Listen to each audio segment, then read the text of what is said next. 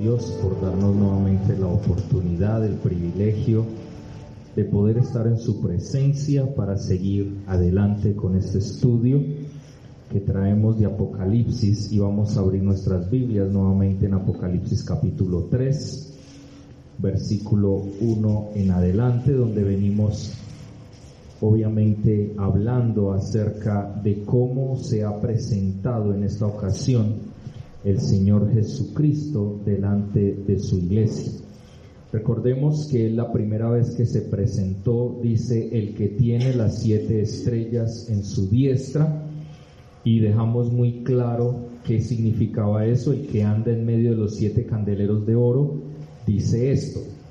Luego en la iglesia de Esmirna dice: el primero, el postrero, el que estuvo muerto y vivió. En Pérgamo les dijo: el que tiene la espada aguda de 2 filos dice esto. En Tiatira, el Hijo de Dios, el que tiene ojos como llama de fuego y pies semejantes al bronce bruñido, dice esto. Cada vez que el Señor Jesucristo se presentaba delante de la iglesia o delante de la iglesia, era un mensaje que estaba mostrando en particular para esa iglesia. Entonces, cuando vemos esto, hemos visto en el capítulo 3, versículo 1, cuando habla acerca de que Él se presenta aquí, el que tiene los 7 espíritus de Dios. Y cuando nosotros avanzamos en ese sentido, sígueme para adelante por favor, el que tiene los 7 espíritus, entonces está hablando directamente la siguiente. Estábamos hablando y estábamos mirando que lo que significaba era que sobre el Señor Jesucristo estaba el Espíritu Santo, y dejamos claro lo que significaba la palabra espíritu, y de acuerdo al contexto que tenemos aquí, se está refiriendo no a un ser espiritual como un demonio, no a un ángel, tampoco se estaba refiriendo a una filosofía del mundo o un conocimiento, sino que se estaba refiriendo al Espíritu Santo de Dios, quien le brinda la presencia de Dios en su vida, la sabiduría que viene de Dios, la inteligencia que viene de Dios, el consejo, el poder, el conocimiento y el temor de Jehová. Y si ustedes pueden en algún momento investigar un poco más sobre esto, ustedes se darán cuenta de otra de las razones por las cuales se habla de que cuando dice los 7 espíritus de Dios se refiere al Espíritu Santo. Ustedes pueden ir al tabernáculo, y en el tabernáculo ustedes van a encontrar la menorá. La menorá es básicamente ese candelabro con 7 partes, donde van 7 velas que van siempre prendidas. Bueno, velas no, siempre va con aceite, con un aceite especial que hace que se prendan las mechitas que tiene ese candelabro, como uno lo llama, ellos lo llaman la menorá. Y eso simboliza, dentro del tabernáculo, significa el Espíritu Santo de Dios. Entonces, cuando vemos eso y lo relacionamos con lo que estamos hablando, prácticamente lo que está diciendo es que es el Espíritu Santo de Dios. Es más, si usted quiere ir un poquito más adelante, miremos en Apocalipsis capítulo 4, ahí en el capítulo 4, en el siguiente capítulo, ustedes van a poder mirar algunas circunstancias.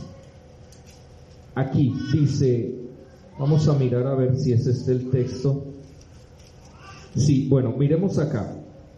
Miremos desde el versículo 2. Y al instante yo estaba en el Espíritu, y he aquí un trono establecido en el cielo, y en el trono uno sentado. Y el aspecto del que estaba sentado era semejante a piedra de jaspe y de cornalina. Y había alrededor del trono un arco iris, semejante en aspecto a la esmeralda. Y alrededor del trono había 24 tronos, y vi sentado en los tronos a 24 ancianos, vestidos de ropas blancas, con coronas de oro en sus cabezas, y del trono salían relámpagos y truenos y voces, y delante del trono ardían 7 lámparas de fuego, los cuales son los 7 espíritus de Dios. Cuando uno ve eso, uno dice 7 lámparas de fuego, es decir, la menorá. La menorá, es decir, ese candelabro que tiene 7 brazos, y dice, las cuales son los 7 espíritus de Dios, es decir, el Espíritu Santo de Dios, que tiene las características de Dios que vemos o estamos viendo a través de este texto que nos habla la palabra de Dios. Entonces, cuando dice el que tiene los 7 espíritus de Dios, es decir, el que tiene el Espíritu Santo de Dios en él, y sabemos que tener significa pertenencia. El Espíritu Santo de Dios, Jesucristo, le pertenecía al Padre, obviamente porque Él es Dios, y el Espíritu Santo de Dios le pertenece al Hijo porque obviamente es Dios. Vemos claramente eso allí. Entonces, claramente Jesús dice, yo tengo el Espíritu Santo de Dios, que es el Espíritu de Jehová, el Espíritu de sabiduría, el Espíritu de inteligencia, Espíritu de consejo, Espíritu de poder, Espíritu de conocimiento y Espíritu de temor de Jehová, que es basado en Isaías, capítulo 11, versículo 2. Eso entonces, una vez más, nos lleva a corroborar lo que les hablaba de la menorá en el tabernáculo. Nos habla prácticamente de la presencia del Espíritu Santo de Dios en la vida de Jesucristo. Ahora, cuando dice el que tiene los 7 espíritus de Dios y se lo dice a la iglesia de Sardis, es porque el Señor Jesucristo, ¿qué hizo? Ustedes recordarán lo que Juan dijo de él. Habrá uno que viene detrás de mí, que os bautizará en Espíritu Santo y fuego. Él es el que tiene el Espíritu Santo de Dios, y Él es el que bautiza o ha bautizado en nuestras vidas con el Espíritu Santo de Dios en el momento en que tú y yo llegamos a Cristo. Hay iglesias que plantean que si usted no habla en nuevas lenguas, entonces usted no ha sido bautizado con el Espíritu Santo de Dios. Porque para ellos la señal de que hemos sido bautizados con el Espíritu Santo de Dios es obviamente el bautismo del Espíritu, las lenguas. Debes hablar en lenguas. Habla en lenguas quiere decir que el Espíritu Santo te bautizó. Pero bíblicamente encontramos que el bautismo en el Espíritu Santo es el sello que Dios pone para poder ser llamados hijos de Dios. Lo otro, el que tú hables en lenguas, el que recibas dones espirituales, el que puedas salir adelante, es la llenura del Espíritu Santo de Dios. Entonces, cuando tú y yo llegamos a Cristo, somos bautizados con el Espíritu Santo de Dios. Pero a medida en que tú caminas aquí en la tierra, tú necesitas continuamente estar siendo llenado del Espíritu Santo de Dios para tener la capacidad de ser testigo de Cristo aquí en la tierra. Es decir, el bautismo ocurre una sola vez, no ocurre múltiples veces. Es lo mismo que pasa con el bautismo en agua. O sea, el bautismo en el Espíritu Santo es comparado al bautismo en agua. ¿Usted cuántas veces se bautiza en agua? Una sola vez. Cuando queremos mostrarle a la iglesia y testificarle a la gente de que hemos tomado una decisión seria y cabal por la vida cristiana, por la vida en Cristo en nosotros, para ser testigo. Pero la llenura del Espíritu Santo es diferente, porque la llenura ocurre cada vez que tú estás metiéndote con el Señor, buscando del Señor, inmediatamente vas a ser lleno una y otra vez, una y otra vez, una y otra vez. Y eso es lo que Dios quiere, que estemos llenos de su presencia, llenos del Espíritu Santo de Dios. Entonces aquí, la iglesia de Sardis, en otras palabras, podemos comenzar a vislumbrar, o sea, a ver, a mirar qué es lo que estaba pasando en la iglesia de Sardis, toda vez que el mismo Señor se presente como aquel que tiene el Espíritu Santo de Dios y otorga el Espíritu Santo a sus hijos, a su pueblo, a su iglesia, para que su iglesia ¿qué? Sea llena y sea una iglesia viva, no una iglesia ¿qué? Muerta. Por eso, como decía nuestro hermano Juan Fernando ahora y lo leía en el texto bíblico, buscadme y viviréis.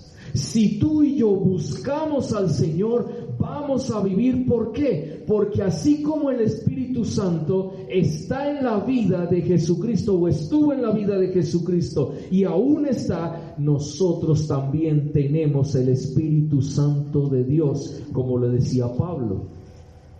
Pablo decía en el capítulo 8 de Romanos que nosotros podíamos dedicarnos a las cosas del Espíritu. ¿Por qué? Porque el Espíritu Santo de Dios habita en nosotros, y si habita en nosotros, podemos decirle al Padre, Abba, Padre. Podemos tener una relación muy íntima de cariño con nuestro Padre Celestial. Por eso ese término, Abba, es un término no hebreo, sino arameo, y significa con cariño papito. Como cuando usted le dice a su papá, no le dice papá, sino que le dice papi, ¿cierto?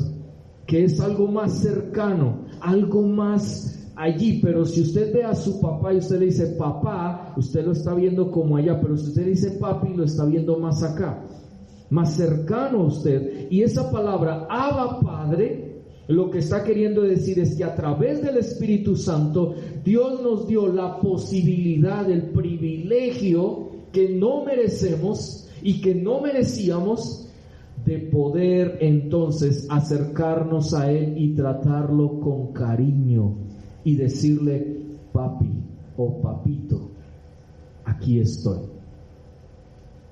No simplemente decirle Padre nuestro, porque sí, es verdad, el texto dice Padre nuestro que estás en los cielos. Cuando usted dice Padre, usted ve como una especie de distancia, y es real, porque tampoco podemos irnos al otro extremo de ser tan confianzudos como pasa con el nombre de Jesucristo, que hay muchos que a Jesús lo tratan como el man, o lo tratan como mi chuchito, y ese tipo de palabras que van en contra verdaderamente de la santidad misma de Dios y de la persona de Dios.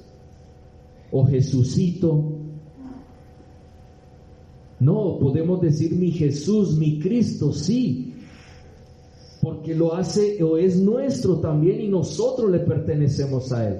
Pero cuando hablamos del Padre, sabemos que cuando decimos Padre nuestro es allá, pero si le decimos Abba Padre, lo sentimos más cerca.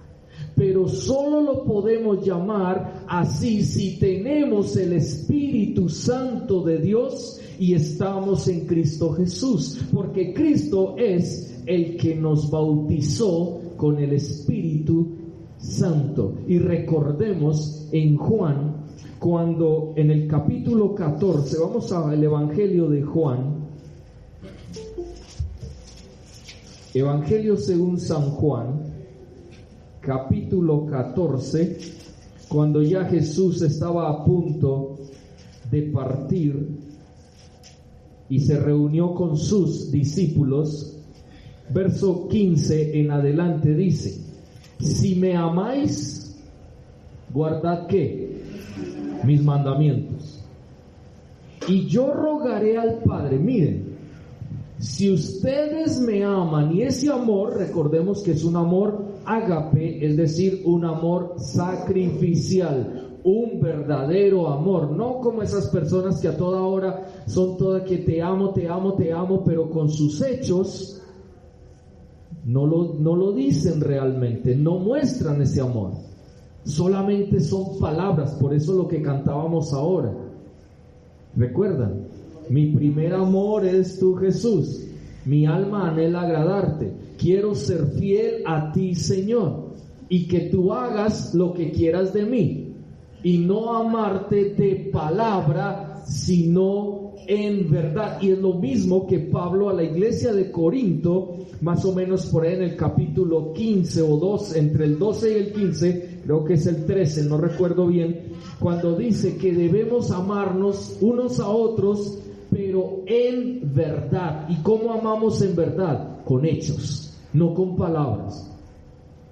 Yo puedo decirte, te amo, ay, te amo, pero si mis hechos no lo corroboran, ese te amo simplemente son palabras vacías. Primera de Corintios capítulo 13, ahí está. Entonces, mire lo que dice: si me aman verdaderamente, no de palabras, sino de hecho. ¿Cuál es el hecho? Obedezcan mi palabra, mis mandamientos, lo que yo les he mandado. ¿Y qué pasará? ¿Cuál es la consecuencia de nuestro amor y nuestra obediencia al Señor? Dice: rogaré al Padre y Él os dará otro consolador para que esté con vosotros para siempre. ¿Y quién es? Verso 17: el Espíritu de verdad, el cual quienes no pueden recibir, aquellos que no están en Cristo Jesús, es decir, los del mundo, los que están viviendo en el mundo, los que no quieren nada del Señor, los que rechazan el Evangelio, los que rechazan la verdad de Dios porque no lo ven, entonces no quieren creer, porque no le conocen, porque no se acercan a Él para amarle, para obedecerle, y por eso no tienen el Espíritu Santo de Dios. Es lo mismo que la palabra de Dios dice: no todos son hijos de Dios, solo aquellos que están en Cristo Jesús son hijos verdaderos de Dios. Porque a nosotros todo el mundo, o en el mundo, nos enseñaron que todos somos hijos de Dios, pero bíblicamente no es verdad, no es cierto. Todos no son hijos de Dios. Sí, todos somos criaturas de Dios, hechas por Dios, pero todos no somos hijos de Dios. Solo aquellos que estamos en Cristo Jesús, que hemos entregado nuestro corazón al Señor, que le amamos verdaderamente, que obedecemos su palabra, tenemos el Espíritu Santo, y eso es muestra de que nosotros somos hijos de Dios. Miren ustedes que es muy claro lo que dice la palabra de Dios. Romanos capítulo 8, y yo quiero que vayamos allí. Romanos capítulo 8.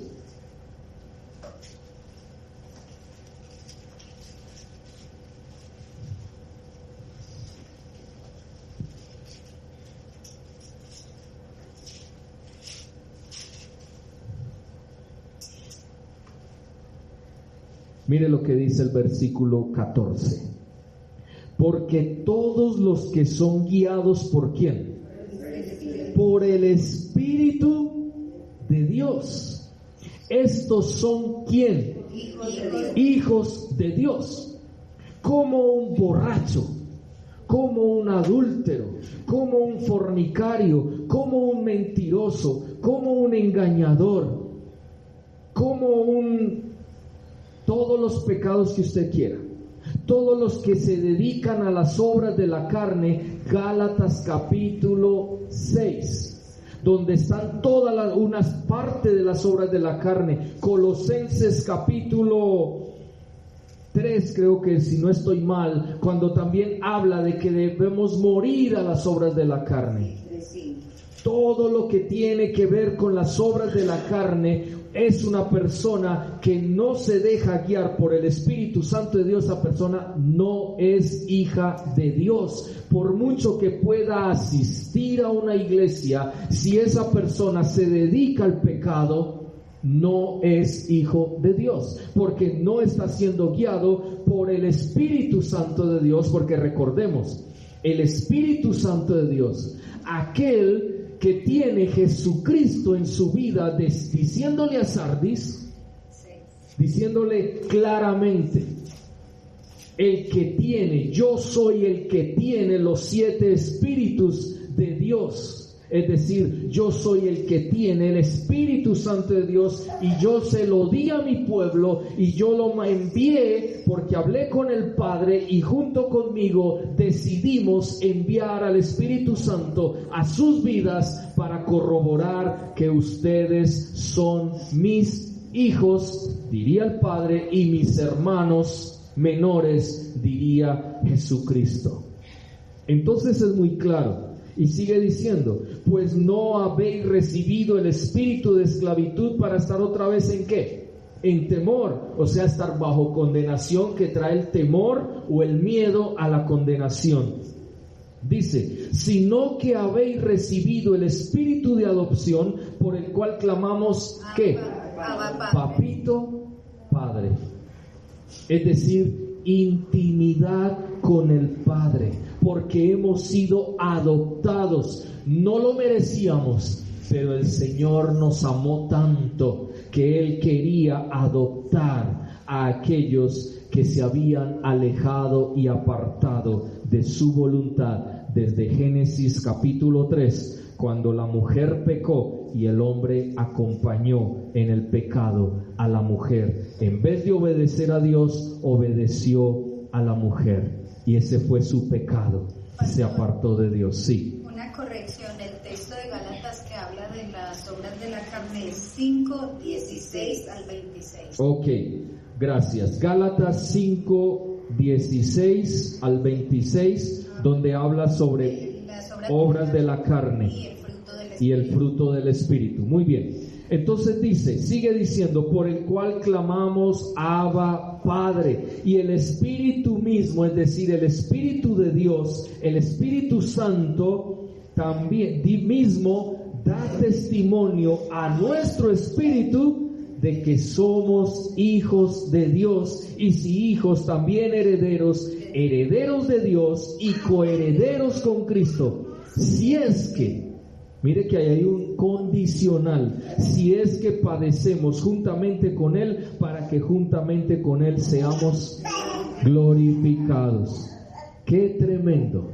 Nos damos cuenta claramente que Dios ha enviado a su Santo Espíritu, y ahora nosotros somos hijos de Dios por medio de la obra de Cristo, pero también por el sello que es el Espíritu Santo en nuestro corazón. Y esto era lo que prácticamente Jesús le estaba diciendo a Sardis de entrada.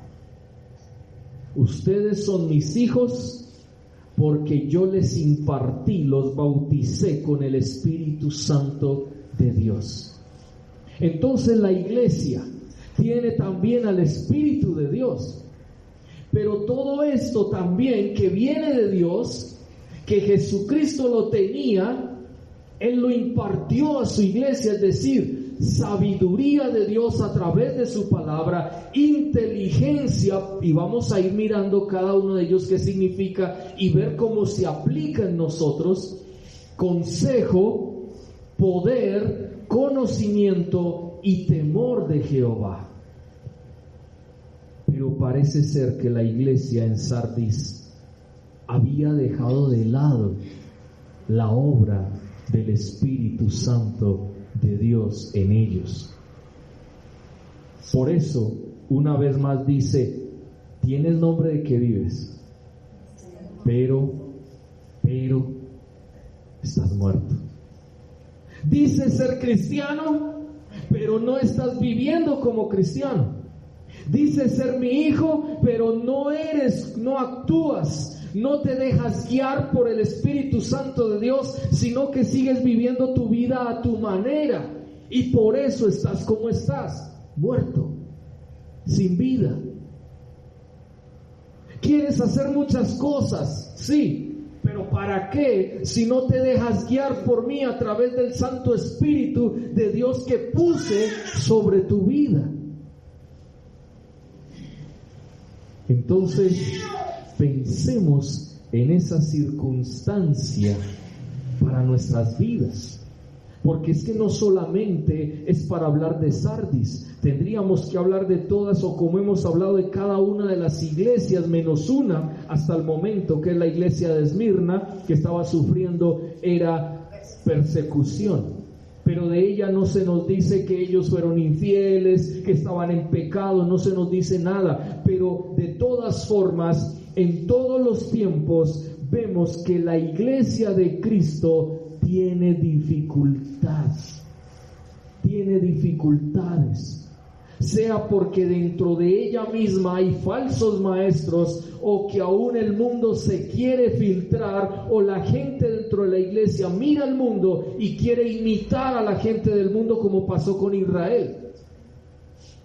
Israel se cansó del reinado de Dios sobre ellos y miraron hacia afuera y vieron que otras naciones, otros pueblos, otros lugares tenían reyes, y empezaron a decir: queremos un ser humano que sea rey, que lo podamos ver y que nos dirija y que nos guíe en medio de nosotros como pueblo. Y eso fue lo que Dios les concedió, y desde el principio se los dijo: estoy enojado contra ustedes como mi pueblo, porque me pidieron rey y menospreciaron mi gobierno sobre sus vidas. Ahora les voy a dar un ser humano, pero de una vez se los digo, ese ser humano les va a fallar. Ese ser humano va a hacer cosas que van en contra mía y en contra del pueblo. Y eso fue lo que pasó. El primer rey, Saúl, miren quién fue. Un rey totalmente apartado de la voluntad de Dios. Y después ya vino un rey como David, que fue conforme al corazón de Dios, a pesar de que como ser humano era una persona que podía fallar, y de hecho falló, como pasa con nosotros hoy en día. El Señor también quiere que podamos nosotros ser gobernados por Él y no por los hombres, pero a veces nosotros nos dejamos gobernar por los hombres y no por Dios. Y para muestra un botón, a veces nuestros hijos son los que nos gobiernan, no es el Señor. Y todo lo que los hijos quieran, nosotros lo damos. Y todo lo que los hijos lleguen y pataleen y callen, entonces inmediatamente nosotros lo damos. Nos gobiernan, y uno cree que no, pero nos gobiernan, y nosotros permitimos el gobierno de seres humanos sobre nuestra vida, de tal manera que nos desvían de la voluntad de Dios, nos desvían de amar al Señor verdaderamente, obedeciendo su palabra, y entonces nosotros empezamos a obrar de maneras equivocadas por causa de nuestros propios hijos. O a veces pasa con el esposo o con la esposa, que el esposo o la esposa también son de comportamiento equivocado, que no va conforme a la voluntad de Dios. Entonces obviamente el esposo o la esposa se ve abocado a desviarse, si permite en su vida el dejarse desviar. Porque es necesario, como dice la palabra de Dios, que debemos someternos al Señor, pero también a nuestras autoridades en el Señor, en lo que agrade a Dios, no en lo que desagrade a Dios. Si hay algo que desagrada a Dios, entonces yo, un momentico, por ahí no es. Qué pena contigo, pero tú me quieres llevar a pecar, y yo no me voy a alejar del Señor, porque primero es el Señor y después lo demás. Pero si la otra persona me quiere a mí llevar por el camino correcto, ¿cómo yo voy a negarme a que esa persona me diga: mira, es por acá?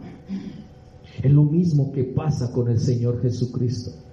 El Señor Jesucristo, con estos mensajes a las iglesias en esa época era para mostrarles que cómo era posible que se hubieran alejado tan pronto, que lo hubieran abandonado a Él. ¿Como quién?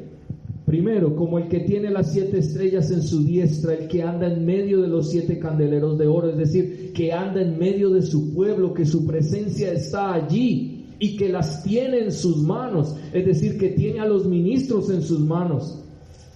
Aquel que es el primero, el postrero, el que estuvo muerto y vivió, aquel que tiene la espada aguda de 2 filos, o sea, la palabra de Dios, aquel que es el Hijo de Dios, el que tiene ojos como llama de fuego y pues en pie semejante al bronce bruñido, es decir, el que juzga con justa justicia, valga la redundancia en cuanto al término de justo o justicia. Y por último, el que tiene los 7 espíritus de Dios y las 7 estrellas en su mano. ¿Cómo es posible que las iglesias abandonen al Señor Jesucristo, quien todo lo hizo y todo lo dio por nosotros y para nosotros? Sabemos que el centro es Jesucristo, no nosotros. El hecho de que Él nos haya dado todo, que a través de Él tengamos la vida, no significa que el centro de atención de Dios seamos nosotros. No, es Jesucristo el centro de todo. Por eso nos llamamos cristianos, por eso nos llamamos Iglesia de Cristo. No somos el centro de atracción para que a toda hora estemos como buscando que nos miren. Véame, Señor, aquí estoy, míreme. El centro de atracción, de atención es Jesucristo. Nosotros somos llevados a Él para que nuestra vida sea transformada a la imagen del Señor Jesucristo. Pueden abrir la puerta, por favor. Entonces miren lo que dice el texto y lo que Jesucristo está tratando de decir acá. Por eso es tan clave y tan importante, y como yo les decía, es esencial en nuestras vidas comprender y entender y profundizar bien en cuanto a este texto y en lo que estamos hablando de lo que el Señor Jesucristo estaba diciendo de sí mismo. Por favor, sigamos entonces adelante. Sigamos. Listo, entonces hablábamos la semana antepasada, que Él tenía el Espíritu de Jehová, entonces que es la misma persona de Dios en cuanto a su esencia, su carácter y su nombre en el Señor Jesucristo. Y eso lo dejamos claro. Ahora, si nosotros vemos esto, yo recuerdo, y ustedes lo recordarán los que pudimos estar la semana pasada, tanto virtualmente como presencialmente, ¿cuál fue la predicación?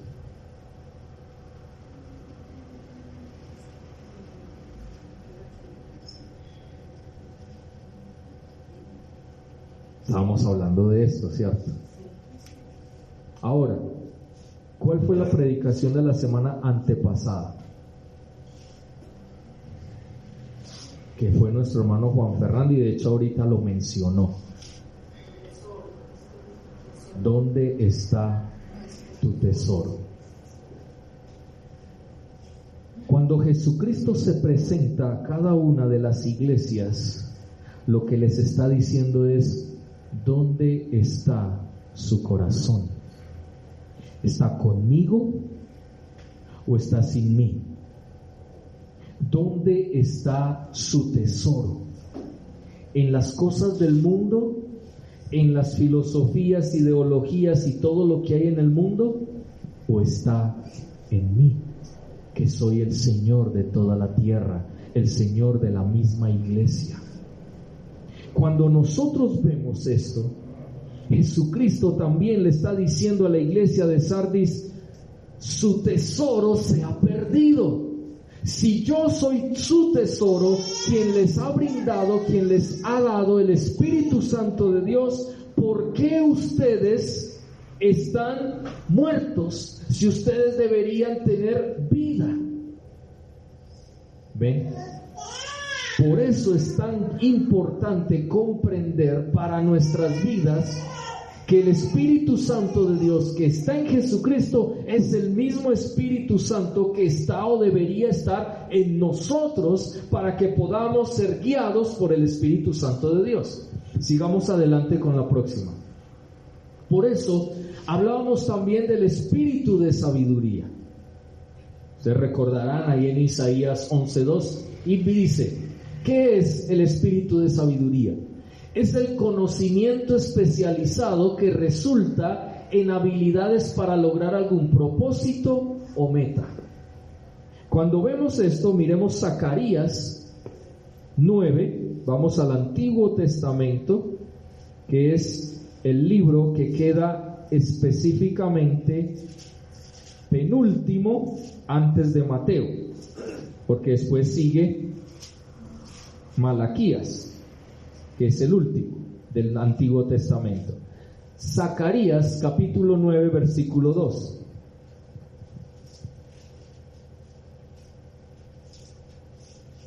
Y aquí tiene que ver con ese tipo de sabiduría. Dice, también Amat será comprendida en el territorio de Tiro y Sidón, aunque sean muy sabias. Vamos a mirar del verso 1.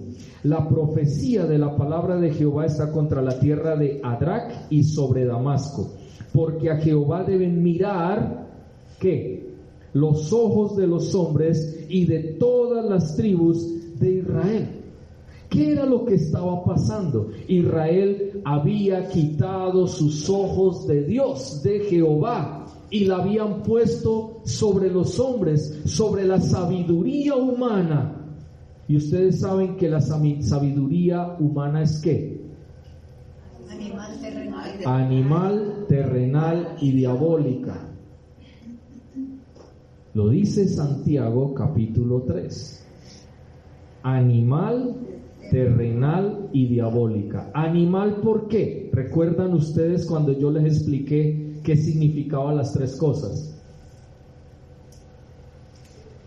Animal porque es irracional. Animal por la carnalidad. Terrenal porque es del hombre aquí humanamente hablando. Y diabólica porque por la carnalidad se va obviamente a favor del pecado, de las obras de la carne, y termina enemistándose contra Dios. Por eso el mismo Juan, en primera de Juan, dice que nosotros no debemos poner nuestra mira en las cosas del mundo, porque el mundo pasa y sus deseos, porque es pura carnalidad, es puro pecado. Y terminamos entonces hablando de que hay enemigo contra Dios. El que se dedica a la sabiduría humana es alguien que obviamente se convierte en enemigo de Dios. ¿Por qué? Porque la sabiduría humana no obra la voluntad de Dios. Porque se aparta, porque está en medio de su carnalidad.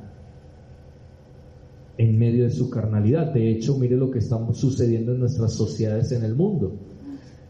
No pusieron los ojos de los hombres, no están en el Señor, están en el hombre mismo.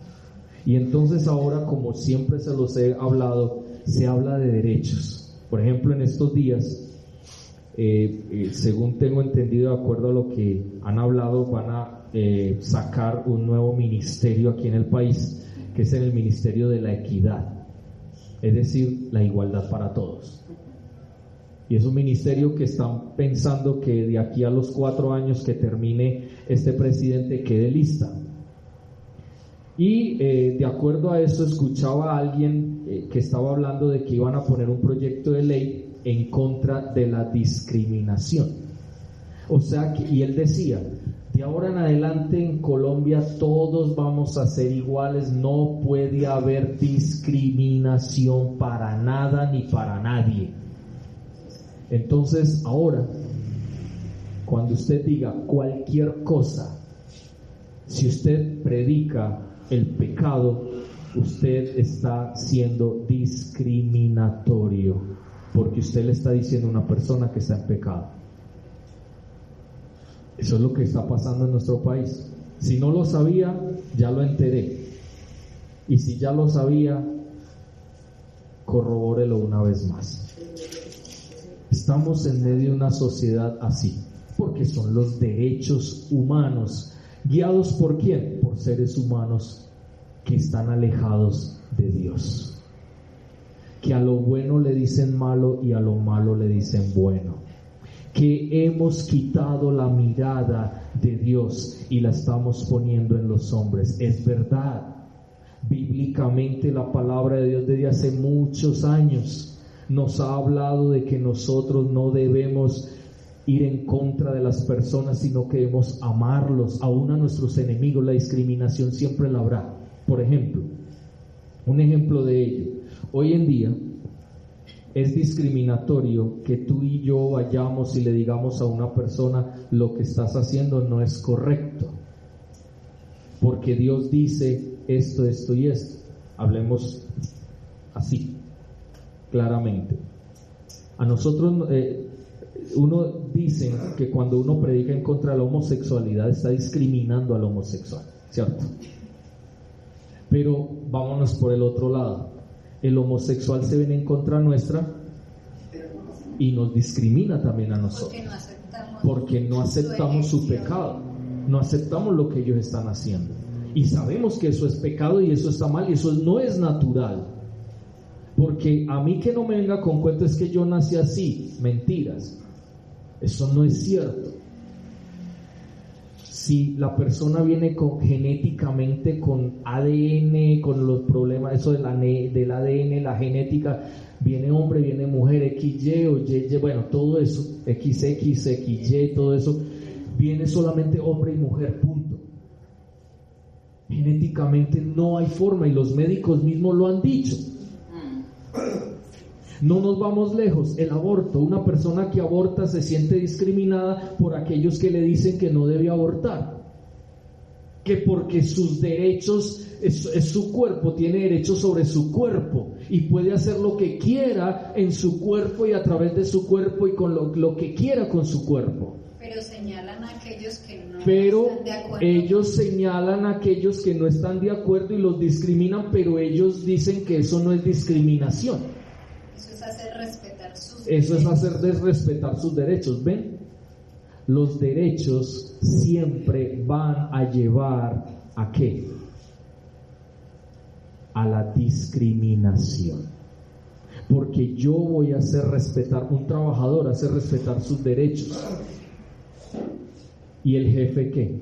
El jefe también tiene sus derechos. Entonces, por yo coger mis derechos y querer que sean respetados mis derechos, yo voy a discriminar a la otra persona porque voy a decir que no está aceptando mis derechos y no está respetando mis derechos. Entonces yo voy en contra de él. Eso es discriminación. No hay igualdad. Nunca la podrá haber de esa manera. Sin embargo, cuando aquí en la tierra se veían más los deberes y veíamos mis deberes y los deberes de la otra persona, había una mayor igualdad que la que hay ahora con los derechos, porque yo respetaba por mis deberes, respetaba, porque ese era un valor, el respeto a la otra persona, porque yo tenía deber de respetarla y la otra persona obviamente tenía el deber de respetarme a mí. ¿Sí ven? En cambio no, ahora no. Los derechos nos hicieron egocéntricos, egoístas. Son mis derechos y a mí no me interesan los derechos de los demás. Yo no tengo nada que ver con los demás. Ellos verán, que hagan, que paren en la cabeza. Yo me estoy parando en la cabeza por mis derechos, entonces que se pare él en su cabeza por los derechos de él. Pero a mí me respetan mis derechos, porque ya no hay deberes. Yo ya no tengo responsabilidades. Eso es lo que está sucediendo y eso estaba pasando. Por eso aquí dice, porque a Jehová deben mirar los ojos de quienes, de los hombres y en especial de todas las tribus de Israel, es decir, de todo el pueblo de Dios, debía tener su mirada en Dios y no en los hombres, porque los hombres fallamos, los hombres hemos pecado y estamos destituidos de la gloria de Dios. Por eso necesitamos poner la mirada en el Señor, porque el Señor es el que nos guía, nos ayuda en medio de las circunstancias. La sabiduría que viene de Dios. Y esa sabiduría que viene de Dios me va a llevar a mí a tener las habilidades para el propósito que Dios tiene para mí aquí en la tierra. Donde tú estés, en tu trabajo, en el hogar, en donde vayas, tienes un propósito, una meta de parte de Dios para tu vida. Pero si tú quitas la mirada de Dios y la pones en los hombres, entonces tú no vas a cumplir cabalmente lo que Dios quiere para ti y lo que Dios ha establecido para ti. El problema que tenemos hoy en día es que hemos quitado la mirada de Dios. La tierra, los seres humanos aquí en esta tierra, todos están empezando a quitar la mirada de Dios. Antes la gente miraba a Dios, así sea, lo miraba de reojo, pero lo miraba. Pero a medida de que el hombre empezó a quitar su mirada del Señor, de la sabiduría que viene de Dios, cayó. Desde Génesis capítulo 3 fue así. La mujer, ¿dónde puso la mirada?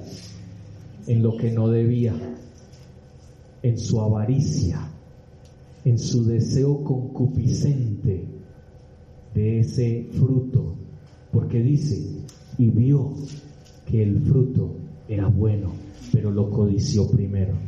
Se miró a sí misma. ¿Y qué dijo ella? Yo tengo derecho. Dios, ¿por qué tiene derecho de decirme lo que yo debo hacer o no debo hacer? No, yo tengo derecho. Y eso fue lo que le metió en el cuento Satanás a la mujer.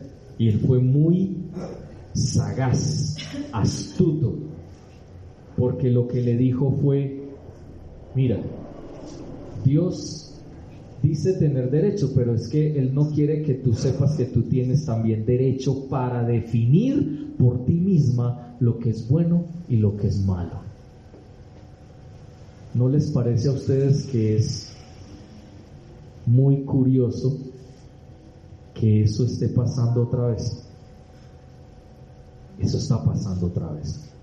Desde el momento en que quitamos los ojos de Dios y empezamos a mirarnos a nosotros mismos, fue que la humanidad se vino al piso, fue que perdimos todo. Y ahora simplemente, aún hoy, sigue siendo exactamente lo mismo. Sí, hermano Leo. Es que lastimosamente toda esa filosofía está incluida dentro de la iglesia. O sea, ya la iglesia está predicando acerca de eso, de que nosotros tenemos derecho de exigirle a Dios. De hecho, estos días veía en redes sociales un señor hablando acerca de eso y decía que nosotros somos hijos de Dios y que tenemos derecho a reclamarle a Dios esas promesas. Entonces, lastimosamente, o sea, todo el mundo, y de hecho, cuando uno mira los derechos humanos, que es una letra muy diminuta y es algo muy extenso, no se habla sino de eso, de derecho, pero en ninguna parte se habla de deberes, y la iglesia cristiana está incluida en todo eso. O sea, tenemos derecho a que Dios nos bendiga. Los católicos, ayer precisamente estaba dando un carro y yo veía escapularios por todos los pedales del carro. Entonces como que decir, tengo el derecho de que Dios me guarde, de que Dios me proteja, pero ¿cuáles son mis deberes? Y lastimosamente la iglesia cristiana está en esa misma tónica, en ese mismo nivel. Claro. Estamos exigiéndole a Dios porque es que yo soy su hijo, entonces yo tengo derecho a exigirle promesas por el y eso es, o no es otra cosa sino lo que se llama la teoría o el concepto del progresismo. Porque el progresismo inmediatamente también lleva a la prosperidad.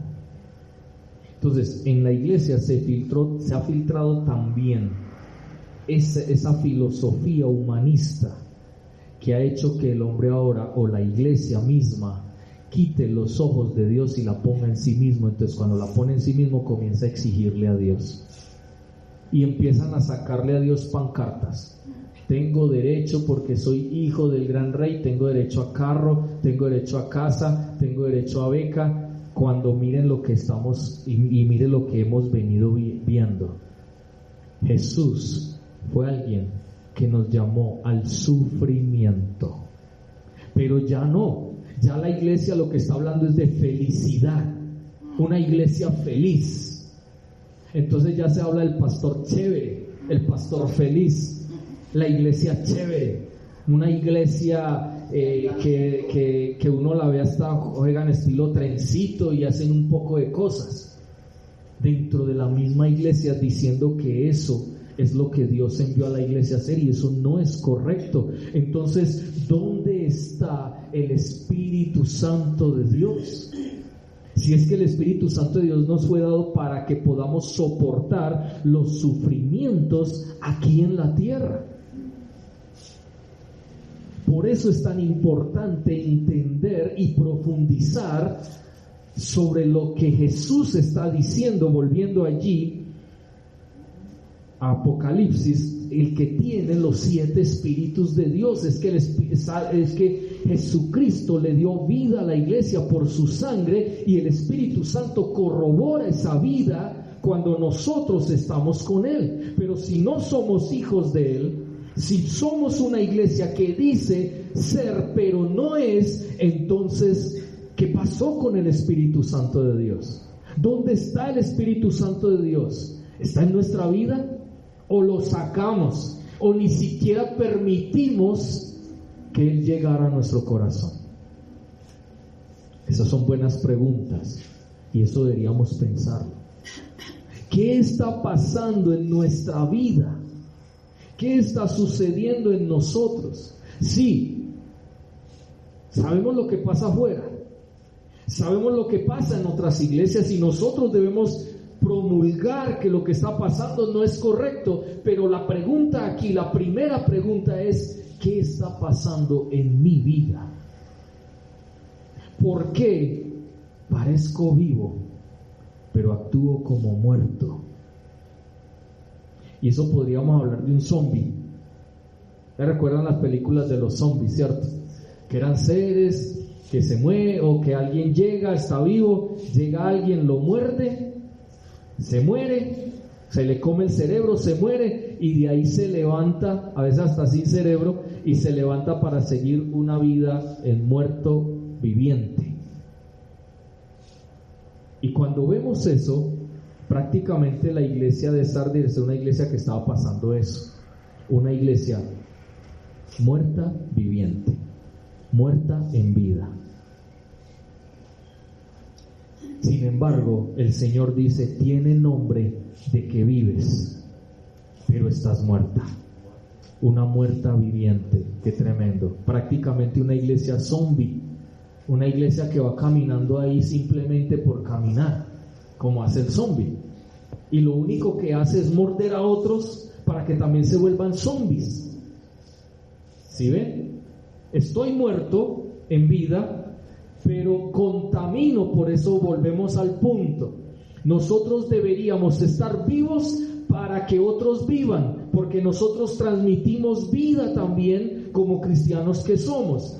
Pero obviamente, si estamos muertos en vida, ¿qué significa? Que conocimos del Señor, pero que matamos lo que había del Señor, y empezamos como zombies a caminar en la tierra como si nunca hubiéramos conocido del Señor, y empezamos a morder a otros para que otros que están vivos mueran también junto con nosotros. ¿Y eso quién lo hace? ¿El Espíritu Santo de Dios? No. Lo hace el espíritu del anticristo, el espíritu de Satanás. Qué cosa tan tremenda. Por eso es importante entender todo esto.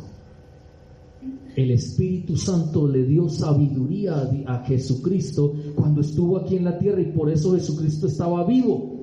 Él decía que vivía, y Él vivía, porque Él decía: todo lo que el Padre me dio, eso yo lo doy a ustedes. Todo lo que Él hablaba, inmediatamente la gente que decía: este hombre habla como quien tiene autoridad y no como los escribas y los fariseos, ¿Qué eran los escribas y fariseos? Doctores de la ley, gente que conocía la ley, que conocía la palabra, pero no la vivían. Entonces estaban muertos en vida, zombies, sepulcros blanqueados, hipócritas y demás cosas que el Señor les dijo. Por eso cuando el Señor les decía, ellos se sentían con rabia porque la verdad que salía de la boca de Dios los golpeaba en la cara a ellos. Entonces, si tú ves eso, es lo mismo que está pasando hoy en día. Si Jesucristo volviera en este momento, Él tendría que ir a su pueblo a hacer lo mismo que hizo con los judíos cuando Él vino. Porque como iglesia, nosotros también hemos ido sacándonos el Espíritu Santo de Dios de nuestro corazón. ¿Cómo lo hacemos? Abandonando lo que el Señor nos dice en su palabra. Porque ya no nos alimentamos de la palabra. ¿De qué nos estamos alimentando? Ya no le buscamos para vivir. Le buscamos para que Él cumpla sus promesas, como decía el hermano Leo ahora. Lo buscamos cuando tenemos dificultades bastante complejas.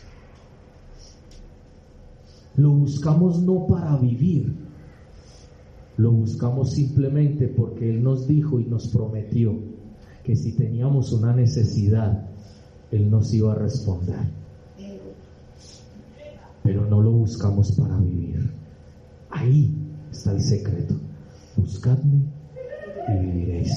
¿Para qué buscamos al Señor? ¿Para vivir? ¿O para qué?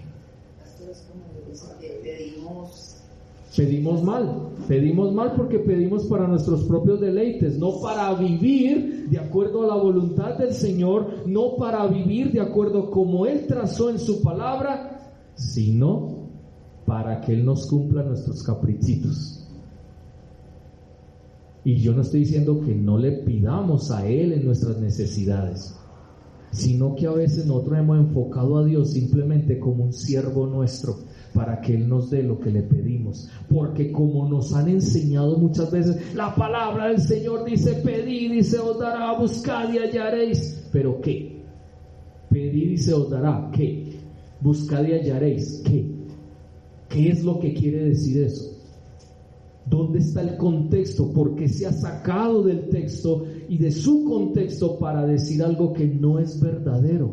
Pastor, por eso Dios dice en su palabra: buscad el reino de Dios y todo vendrá por él. Exactamente, buscad primeramente el reino de Dios y su justicia. Es decir, busquen vivir primero bajo mi gobierno, bajo lo que yo quiero para ustedes. Tendrán vida y lo demás, tranquilo, yo lo tengo bajo control y yo se los doy en el momento en que ustedes crezcan, maduren en sus vidas, como hablábamos esta semana en cuanto a la oración, el viernes precisamente.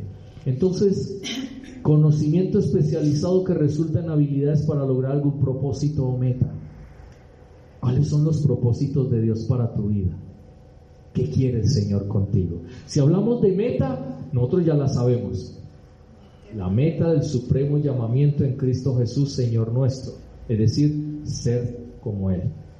Hay una meta muy clara. ¿Y cuáles son los propósitos de acuerdo a esa meta de Dios? Que nos santifiquemos, porque eso es lo que dice Tesalonicenses. La voluntad de Dios para su pueblo es que se santifiquen. Ser santos como Él es santo. Vivir como Él quiere que vivamos. Dice Primera de Juan capítulo 2 verso 6: el que dice que permanece en Él debe andar como Él anduvo, o sea, como Cristo. ¿Cómo estamos andando nosotros? ¿Como Cristo? ¿O estamos andando como el zombie? Porque somos más imitadores de lo malo que de lo bueno, pero como ahora lo bueno es malo y lo malo es bueno, entonces ni siquiera sabemos que estamos imitando. Y eso es lo que está pasando, no solamente pues en el mundo, lógico, porque están sin Cristo, pero el problema es la iglesia. Por eso el Señor Jesucristo con dolor en su corazón, ha tenido que enviarle este mensaje a estas iglesias de esa época. Pero hoy también eso es para nosotros. Amén. Porque Él dice, yo tengo el Santo Espíritu, pero yo se los envié, el Padre y yo se lo enviamos a ustedes para que los consolara, los edificara, los exhortara, los santificara. Pero ¿ustedes qué? ¿Ustedes qué están haciendo? ¿Están llenos de sabiduría? ¿Ya entienden el propósito y la meta o todavía no? Y eso nos lleva al segundo punto, que es la experiencia y experticia en todo al tener en cuenta a Dios en su vida. Y eso fue lo que Jesús hizo cuando estuvo en la tierra. No solamente sabía claramente el propósito y la meta que Él tenía aquí en la tierra, sino que también Él tenía la experiencia, el ser esa persona como ese erudito en todo. ¿Por qué? Porque Él tenía en cuenta a Dios en su vida. ¿Usted no ha notado que cuando usted tiene en cuenta a Dios en su vida, cuando usted obra de acuerdo a la voluntad de Dios, la gente lo ve con una experiencia que de pronto hasta usted ni la tendrá? Que eso fue una de las cosas que pasó con Pedrito. Ustedes se acuerdan de Pedrito, que Pedrito, estando allí siendo un ducho en la pesca junto con su familia y junto con los otros que estaban ahí, Pedro llega después de pasar toda la noche allá metido en el agua, en el centro del lago ese, y no pescaron nada. Y llega a la orilla, y llega y se aparece Jesús, que era un maestro de la palabra, que había sido carpintero, no tenía nada que ver con la pesca. Sin embargo, llega y le dice: Pedrito, vuelvan otra vez allá donde estuvieron y tiren la red, que hoy van a pescar. Pedro, ¿qué dijo? Sí, ya estoy. Maestro, yo sé que tú eres un buen maestro, pero yo soy pescador de experiencia. Mi abuelo era pescador, mi papá pescador, yo ahora pescador. Yo vengo con un bagaje de pescadores de aquí, de este lugar. Nosotros sabemos que toda la noche estuvimos allá, no pescamos nada. ¿Cómo pretendes tú decir que volvamos otra vez al mismo punto? Pero a la final Pedro dijo: pero en tu palabra lo haré. En otras palabras, voy a tener en cuenta tu palabra para ver qué pasa. ¿Y qué hizo Pedro? Obedeció, fue, y fue una pesca que nunca antes había tenido de pronto en todos los años, ni había visto en todos los años del papá, del abuelo y de todos los bisabuelos y todos los que habían sido pescadores. Porque la barca estaba que se hundía de la mano de pescados que tenían en la red. ¿Qué dijo él? Puedo ser muy experimentado en las cosas de la tierra, pero Jesús es el mayor que ha tenido experiencia en todo, porque Él es Dios. Entonces, ¿cómo no va a saber de lo que está hablando?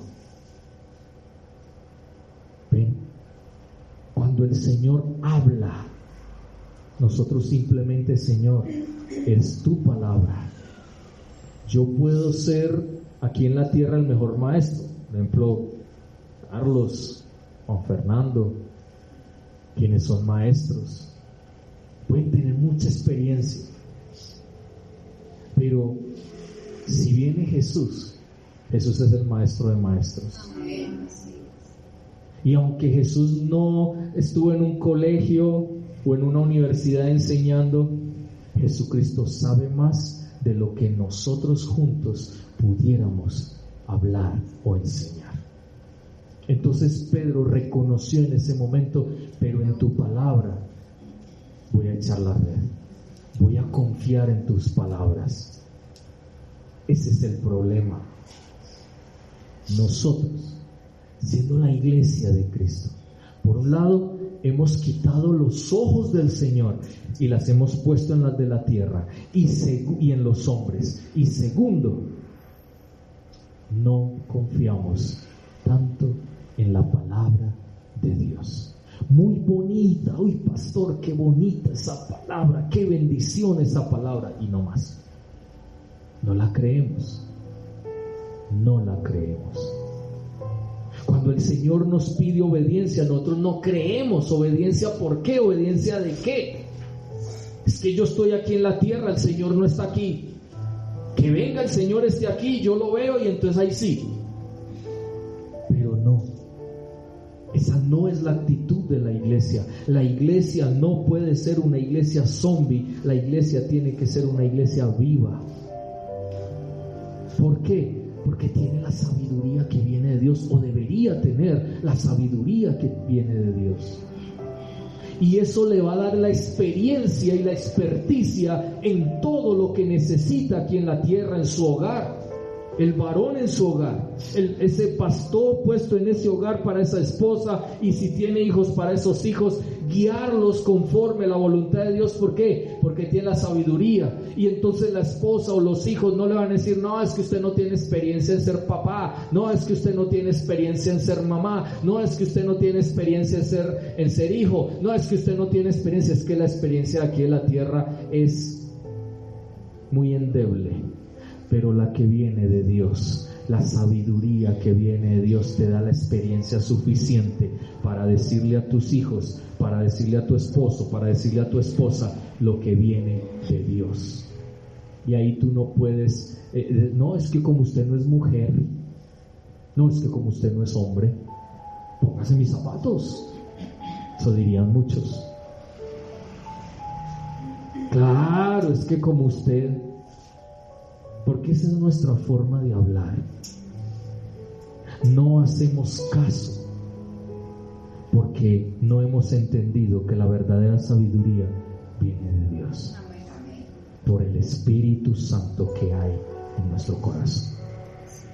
Y eso es lo que nos da la posibilidad de tener la experiencia y la experticia en todo. En todo. Más Jesús que nosotros, sí. Porque Jesucristo es Dios, es el Señor.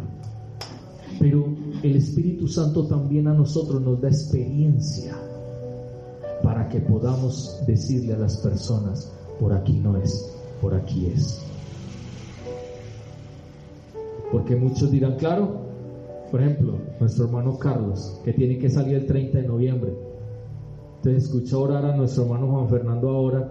Le dice: claro, Juanfer, tan fácil para usted, como usted no es el que está en mis zapatos, a mí es el que me toca mirar para dónde agarro. O lo mismo pasa a veces con los hermanos cuando uno les aconseja: no, pastor, claro, es que como usted, mire, no, es que usted está muy fresco, usted está muy lindo. En cambio, mire, es que póngase en mi situación, vea que a mí me toca esto, a mí me toca aquello. Yo debo hacer esto, yo debo hacer esto. Entonces, ¿qué me dice usted si usted no está pasando por lo mismo que yo? En otras palabras, usted le está diciendo a la otra persona: usted no tiene sabiduría que viene de Dios. Eso es lo que le está diciendo. Yo tengo mi sabiduría y por mi sabiduría me guío. Usted tenga su sabiduría y guíese por la suya. Pero si alguien viene de Dios y te muestra su palabra, debemos escuchar, porque es la palabra de Dios, no es la mía. A la final, pues, si fuera por mi sabiduría, créame que todos estaríamos regados por toda parte. Pero cuando hablamos de la iglesia de Cristo, que tiene al Espíritu Santo de Dios, es la iglesia que toma experiencia porque toma en cuenta a Dios para todo. No para algunas cosas, sino para todo. Y ese ejemplo que yo les ponía de Pedro es eso. Él en ese momento hubiera podido coger al Señor Jesús y decirle: no, Señor, usted está equivocado, por ahí no es el cuento. Aunque él sí se extrañó, Pedro se extrañó y como, pero ¿cómo así si nosotros estuvimos, Señor, toda la noche? Y yo sé que tú eres un maestro de la palabra y todo, pero mi bagaje, mi experiencia aquí en la tierra, Pero en tu palabra, en otras palabras, en la experiencia que tú tienes, dada por la sabiduría que viene de Dios, voy a echar la red. ¿Ven? La diferencia. Infortunadamente, otra vez lo digo, y para terminar en esta mediodía ya, hemos quitado los ojos del Señor. Hemos dejado de lado la guía del Espíritu Santo de Dios. Hemos decidido que el Señor no sea nuestra guía, sino que nos guiamos más por nosotros mismos, por nuestros criterios, nuestros pensamientos, nuestros sentimientos, más que por la palabra de Dios. Pensemos en esto y pidámosle a Dios que podamos tener en nuestra vida al Espíritu Santo, 1, y 2, que si lo tenemos, podamos permitir que Él nos guíe por este camino que el Señor ha trazado para nosotros. Padre, te damos